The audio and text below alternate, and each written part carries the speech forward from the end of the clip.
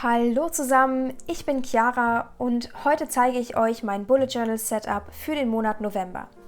Ich wollte auch diesen Monat wieder getrocknetes Laub verwenden, aber weil ich mich nicht für eine Sorte entscheiden konnte, habe ich die Blätter verschiedenster Bäume kombiniert. Ich habe also Blätter für eine Woche in einem schweren Buch gepresst. Wenn ihr aber gerade keine zur Hand habt, dann könnt ihr sie natürlich auch einfach durch Zeichnungen ersetzen. Für mein Cover benutze ich mal wieder ein Dutch Door Design, das heißt, ich habe mir am rechten Rand 8 Kästchen markiert, auf der ersten und auf der zweiten Seite, sodass, wenn ich die erste Seite ausschneide, man später das lesen kann, was auf der unteren Seite geschrieben steht. In diesem Monat benutze ich einmal die komplette Doppelseite für meine Gestaltung und ich habe mich dazu entschieden, für die getrockneten Blätter die entsprechende Frucht zu zeichnen. Ich beginne hier einmal mit dem Ahorn und das kennt ihr ja schon aus meinem letzten Monats-Setup und falls ihr das noch nicht gesehen habt, verlinke ich das gerne hier oben. Neu dazu kommt in diesem Monat als allererstes die Eiche und deshalb zeichne ich hier oben 2 kleine Eicheln. Das ist wirklich eine ganz einfache Grundform, man zeichnet obendrauf den Deckel, ich deute da so ein bisschen noch die Struktur an und arbeite am Ende ein wenig mit der Schraffur. Als nächstes wollte ich passend zum Herbst auch gern die Kastanie mit in dieses Setup hineinbringen. Weil aber die echten Blätter meistens sehr groß sind, habe ich mich dazu entschlossen, dieses Motiv komplett zu zeichnen. Ich verwende hier also diese typische gezackte Linie für die Außenkante der Blattsegmente und füge dann noch eine relativ feine Verästelung hinzu. Als nächstes dürfen hier natürlich auch 2 kleine Kastanien nicht fehlen, einmal eine mit und eine ohne Schale. Auch hier deute ich mit diesen kleinen Zacken auf der Schale die Struktur an und versuche dann mit meinen Schattierungen das Ganze etwas dreidimensionaler wirken zu lassen. Die letzte Zeichnung gehört dann zur Weide, bevor es daran geht, die echten Blätter aufzukleben. Dafür positioniere ich mein Blatt auf der Seite, mache mir dann mit dem Bleistift Markierungen dort, wo das Blatt zu Ende ist, damit ich genau weiß, wo ich mit meinem Kleberoller Kleber auf die Seite aufbringen muss.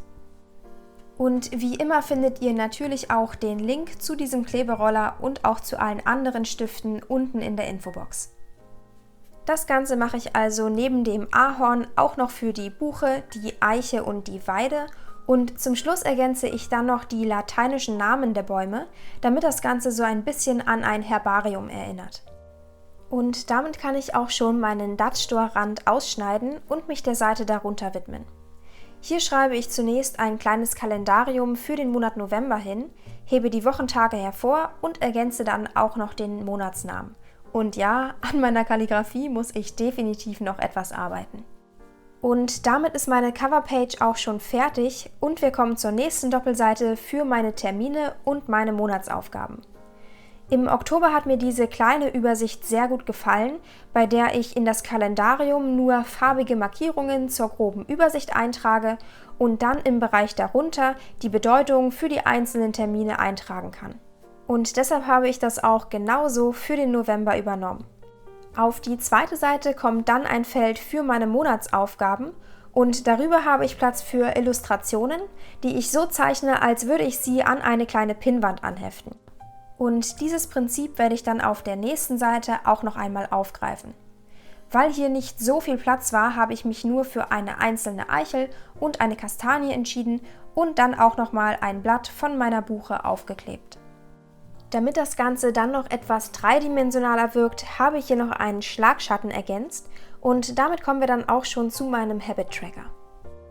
Ich beginne hier mit sehr vielen einzelnen Kästen, in denen ich dann Dinge auf meine Pinnwand heften kann und hierin verteile ich dann meine 4 Kalendarien für meine Habits, die ich tracken möchte, genauso wie einige Zeichnungen und auch ein paar meiner getrockneten Blätter. In der Mitte habe ich ein Feld freigelassen, um meine Überschrift für diese Seite zu ergänzen und dann durften als kleines Detail natürlich auch die einzelnen Pinnnadeln nicht fehlen.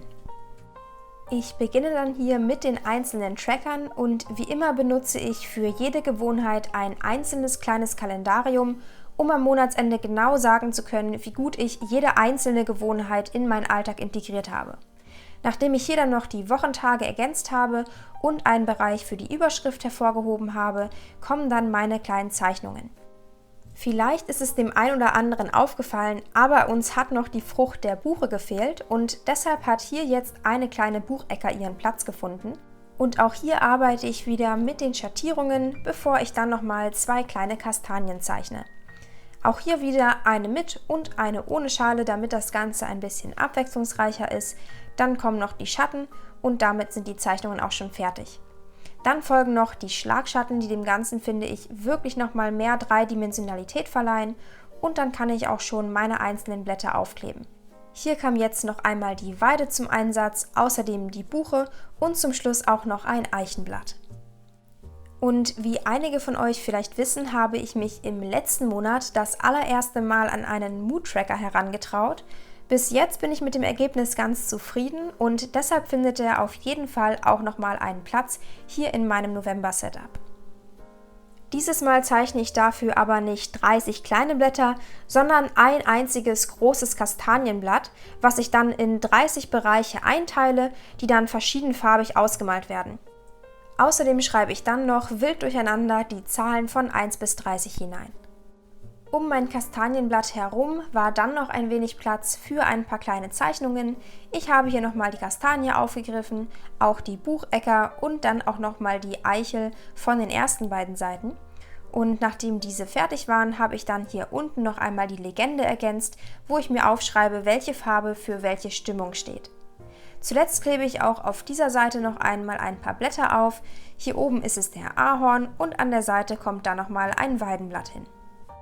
Und das waren dann auch schon alle Seiten, die ich für meinen November gestaltet habe.